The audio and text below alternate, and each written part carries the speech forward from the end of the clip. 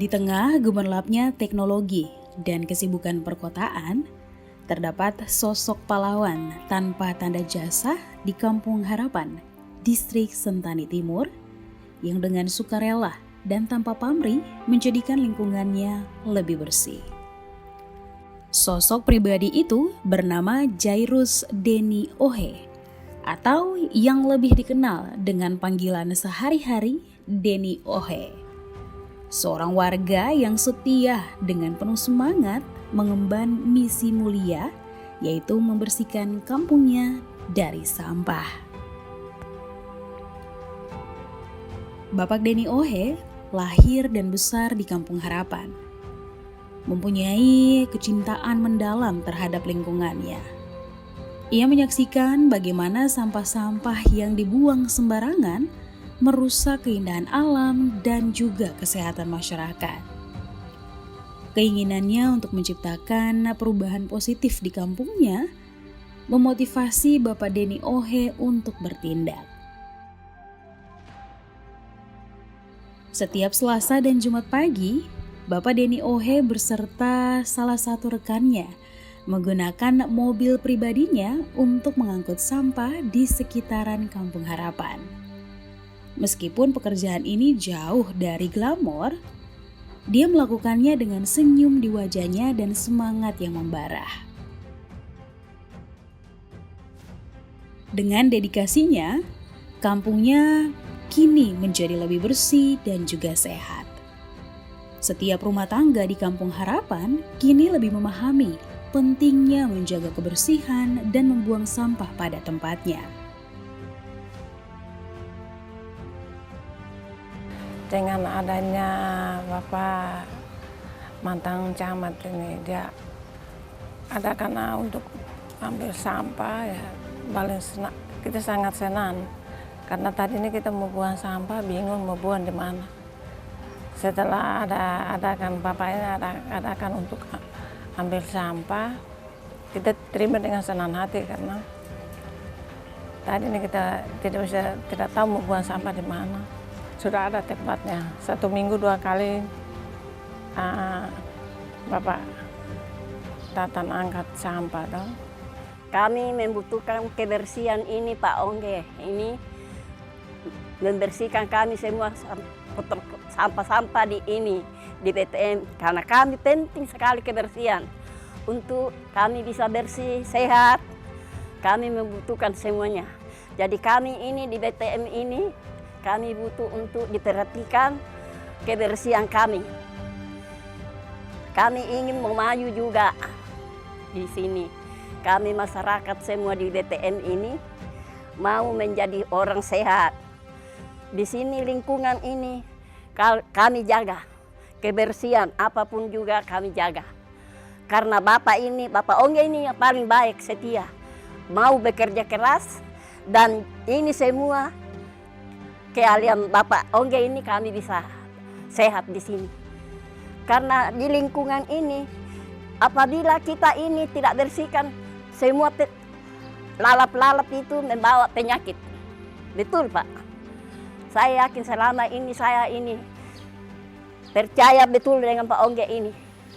Menjaga kebersihan kami. Menjaga lingkungan kemana-mana ini.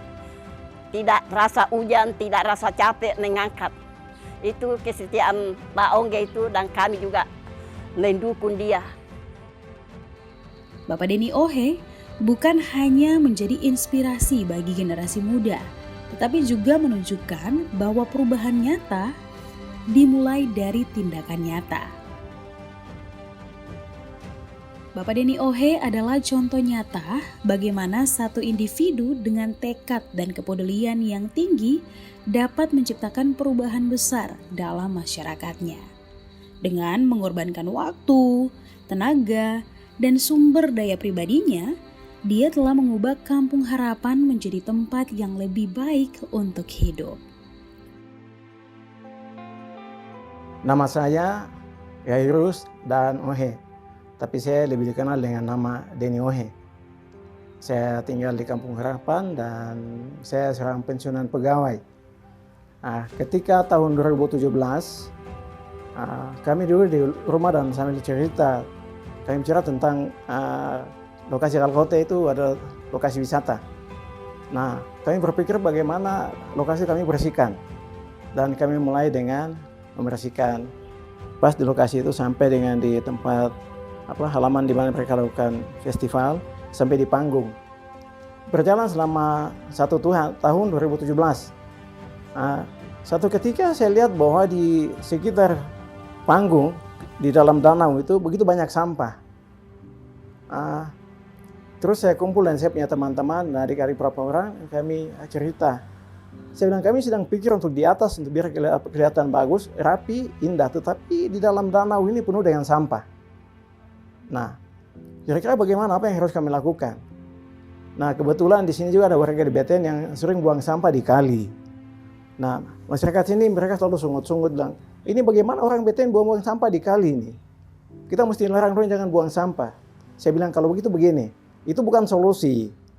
Coba kita pikir bagaimana kalau mereka mau sampah mereka kami muat, tapi kami belum punya kendaraan. Coba kamu tunggu dulu. Jadi saya ada bentuk kelompok yang kelompok sadar wisata waktu itu, namanya kelompok sadar wisata Magansim. Magansim itu angin yang bertiup di saat subuh, dia dari Siklop dia menuju ke danau. Ketika jam itu orang karena dingin dia berpikir untuk tidur kembali karena dingin. Saya sengaja pakai nama itu karena apa? Ketika angin ini bertiup, kami kaget dan kami harus bekerja. Setelah saya bicara dengan teman-teman semua, dengan beberapa kelompok saya, mereka bilang kalau begitu bagaimana? Saya bilang kita muat sampah saja. Saya beritahu ke mereka, kalau kamu bersedia, warga BTN saya akan angkat sampah dari sini. Tapi sebelumnya kamu tunggu dulu, saya tanya ke lingkungan hidup Kabupaten Jayapura, mungkinkah ada kendaraan yang mereka kasih buat saya. Dan waktu itu saya ketemu dengan kepala dinas, mantan kepala dinas, waktu Pak Patria Syamlai. Dia bilang kami ada siapkan 3 roda. Kali ini ada 8 buah. Kalau memang Bapak mau muat sampah, di kamar kami kasih 1. Dan selama tahun 2018 kami jalan dengan itu. Kita sudah mulai muat sampah di BTN di sini, di BTN Harapan ini ada BTN di atas, juga kios-kios yang di depan. Nah, setelah berjalan berapa bulan, karena saya muat dari sini langsung ke tempat pembuangan sementara di Sentani di Waibu, motor jadi rusak. Dan saya tidak punya uang untuk perbaiki, dan saya bilang saya ada punya belakos. Saya bilang bagaimana saya muat dengan belakos.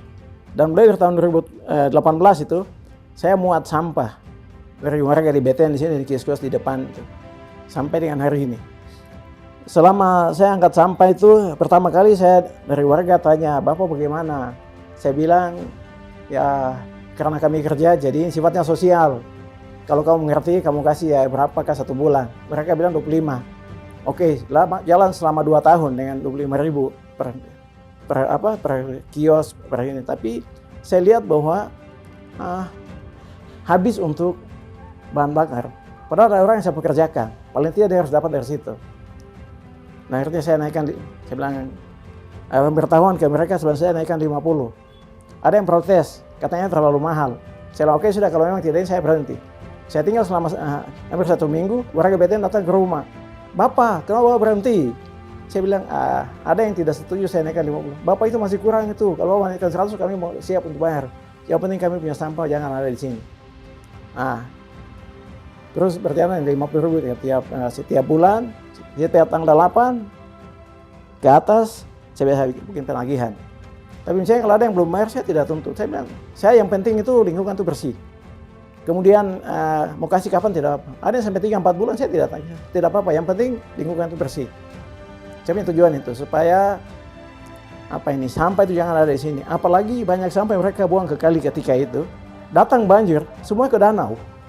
Saya bayangkan bagaimana kalau dari semua kali ini ada sampah dan semua ke danau. Saya punya orang di kampung ini bagaimana ya di danau ini. Mereka terima sampah yang dari kami yang tinggal di sini. Entah kami tinggal di Kampung Harapan kah, mereka yang di Sentani Kota kah, mereka kalau buang sampah di situ pasti mengurangi ke danau. Kan kasihan ada orang di situ. Saya begitu lihat sampah saya sebenarnya sedih. Saya bayangkan bagaimana ketika kami masih muda, selalu di danau, kita selalu sana molo ikan, dan kami bakar ikan di pantai, kami langsung makan dan minum air di tempat itu. Tapi kan itu tidak bisa. Di sini ada orang Sentani bilang apa namanya, mako-mako. Nah, orang Sentani bilang mako-mako. Jadi ketika kita di pantai atau di pinggir danau, kami bawa pisang, kita bakar, atau kami masak nasi, kami makan yang ikan, langsung minum air di situ. Kalau kali ini tidak bisa, karena danau tidak tahu, entah sudah tercemar atau bagaimanakah. Yang jelas bahwa banyak sampah ada di situ. Dengan begitu makanya saya bilang, saya yang penting itu yang penting apa saja, bersih dulu. Soal kamu bayar kah tidakkah, yang penting saya punya kampung ini bersih. Kalau Bapak Ibu sadar mau kasih, tidak, saya tidak akan tuntut. Yang penting saya lakukan pelayanan sosial untuk kepentingan orang banyak di sini. Dan saya juga terima kasih karena banyak warga yang mengerti ketika saya muat, ada yang biasa kasih, Bapak ini ada minum, ada yang kasih kue, Bapak ini ada minum. Nah, ya. Ada 87 rumah yang saya layani di BTN, ada 9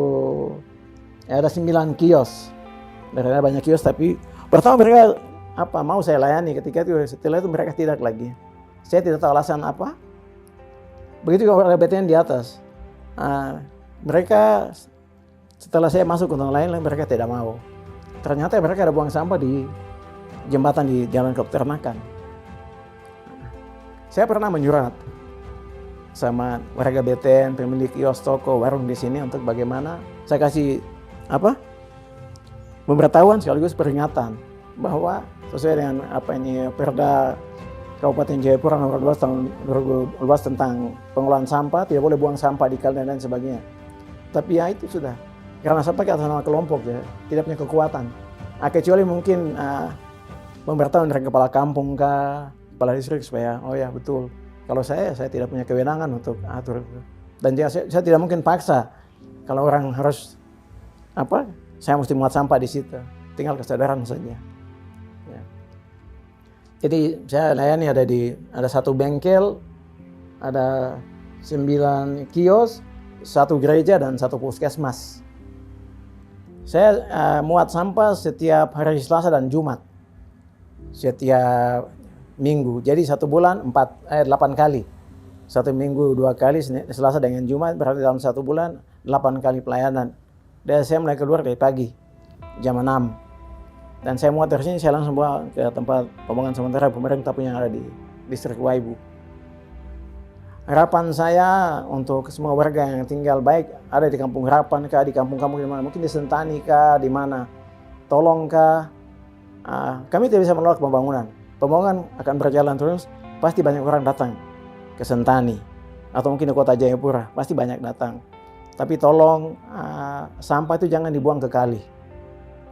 Mungkin kamu lihat ini kali mati atau kali kering, saya buang saya di situ. Nah, ketika datang banjir itu, coba bayangkan berapa ton kubik itu sampah yang masuk ke danau. Kan kasihan. Jadi saya menghimbau untuk warga yang tinggal di kota, yang ada di Kampung Harapan di sini untuk tidak buang sampah di kali lagi. Sayang saya punya masyarakat di danau ini. Danau kelihatan indah di atas, tapi di bawah itu penuh dengan sampah, kan kasihan. Saya minta sekali lagi untuk semua untuk peduli dengan sampah. Saya berani katakan ini karena saya sudah bekerja. Saya sudah kerja itu. Saya tidak mau hanya orang bilang peduli sampah, padahal dia tidak pernah kerja. Kalau saya sudah melakukan itu semenjak tahun 2018 sampai hari ini. Sekali lagi saya mohon Bapak, Ibu, warga yang tinggal di kampung di sini, di Sentani atau yang di kota, di Waena, untuk tidak membuang sampah di kali karena pada akhirnya akan bermuara ke danau dan sayang masyarakat yang ada di sana. Saya pikir itu saja yang perlu saya pikir. Terima kasih. Semangat dan dedikasi Bapak Denny Ohe tidak hanya memberikan harapan bagi kampungnya, tetapi juga merupakan inspirasi bagi kita semua untuk peduli dan bertindak dalam menjaga kebersihan lingkungan.